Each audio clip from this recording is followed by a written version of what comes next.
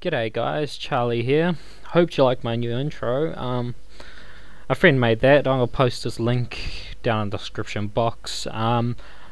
Today, what have I got for you? I got some Pyro footage, but also some Pyro tips. In this first clip, I'm going to show you. It's me playing Pyro, and there's two medics, and they.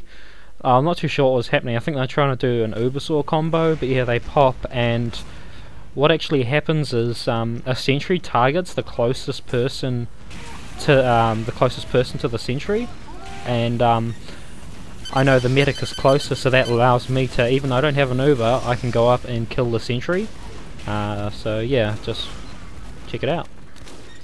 And as you see after that, there is a Pyro encounter that I have. I think I was on like half health. I know I was on red health on that clip, and the Pyro, I noticed the Pyro had a backburner, so I didn't really want to engage him because I didn't actually know how much health he had, but even if he had the exact same health as me, he still would have won because the backburner does more damage than the degreaser. So I just wanted to not encounter him and hopefully back up, get some health, or as what happened, there actually was another player there, which was the heavy, and what I did was I just kept compressioning him, putting him out, and let the heavy actually deal the damage, and I was just there assisting the heavy by keeping him alive by compressioning him.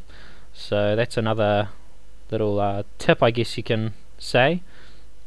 Okay, and in this next clip, I encounter a spy, and I compression him as he's going up the stairs, so he takes the longer route, which means I can take the shorter route, which going closer to the tire, just turning left, and he'll take the longer route, which gives me more time to get around him, so I'm on the other side of him, so I can compression him back towards our lines, because if he keeps going back, he's going to head towards his front lines, and he's going to be defended by all his team. So what I do is I try and get behind him, so his escape route is what kind of I just get in his way, and so I compression him once, so he takes a longer route, and I see that I won't be able to actually make it around there before he does, so I compression him again and fling him up against to the wall, so I have enough time to get around, and when I'm on the other side, he decides to go the other way, so I basically just keep going left and right till his dead ringer runs out, and then basically he's going to be taking full-on damage. And lucky enough, my medic was smart enough, and he went the other way trying to melee the spy, and we ended up getting him. So a lot of these next videos are going to be about using your compression, and compression is very, very useful. It's used to just control this situation and control your enemy, and I mean essentially what you want to be doing is controlling their movement into a position where you actually want it, or yeah, just to get you in a better position, because that actually compressioning them keeps them still, or you know, stops them from moving around, and you can get into the right position to do whatever you need to do and do whatever needs to be done. And in this next one, I'm using the, what is it, scorch shot or the flare shot? Fuck, I'm not too sure what the actual name of the weapon is, but it's that new Pyro weapon, and someone told me it was underpowered, but as I started to use it, I found it's actually ridiculously overpowered. I mean, not for damage dealing, but as an assist weapon, it is ridiculously overpowered. I mean, first off, it's just like a normal flare. You shoot someone, you set them on fire, but if you hit them again, it doesn't do mini crits. I think it does probably, I think it's like 30 damage. Probably not even that. Might be 13. I know there's a 3 related somewhere. There's a lot of numbers on the damage counter. Yeah, it does, but it resets the flames, so I guess it's a little bit of a bonus. But when you hit them, it actually pops them up like a compression.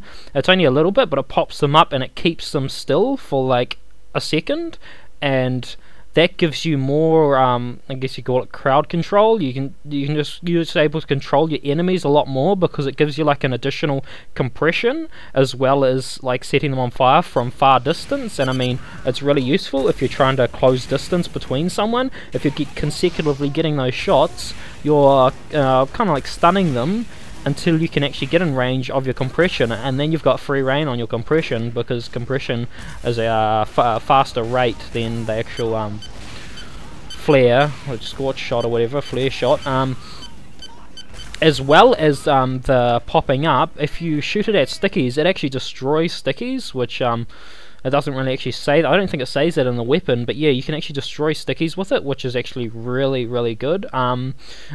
Another bonus for it is you can flare jump with it. I mean, it's considerably smaller than the detonator, but it still gets you a bit of height. I think it's in Dust Bowl on the first rotation. You can actually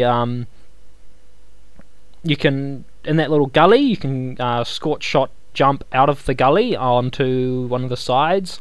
I've done it before. So yeah, and in the scout one, I get all consecutive flare shots, which immobilizes him enough for me to get in a compression, because I was far distance, and I closed the gap, and I can manage to compression him and just continuously flare shot him until he dies. I mean, I love this weapon. It's really defensive. As a defense weapon, it's extremely overpowered. As an attack weapon, not so great, because it doesn't crit like the normal flare gun. But if you're learning to play passively because you die too much in game, that's a really good weapon to use. I love it. Yeah, give it a try. On to the next clip. Okay, and with this final clip, it basically, nothing really to it. It's just showing you what you can actually do with compression. It's not all about just getting extinguisher kills. You can actually use it to assist your teammates in getting kills, because I saw that crit roll along the ground, and I knew he was going to go for the health. So what I do is I kind of strafe a bit left, so if he does start going out that door after he's picking up the health, I can compression him back into that corner. Because if I went head on, if I tried to compression him as he went out that left door, I'd be compressioning him out that door. So I want to compression him back towards the rolling pipes, so I strafe left, and basically I can just keep continuously compressioning him against the wall, and even if the rollers missed and didn't kill him, I'm still compressioning him up against the wall, and there's a demo there to assist me with the kill, so I should be able to get it. So yeah, thanks for watching, guys, and hopefully I can bring out some more of these Pyro videos, because I'm getting quite into Pyro, and help you guys out with Pyro a bit. So cheers, catch you later.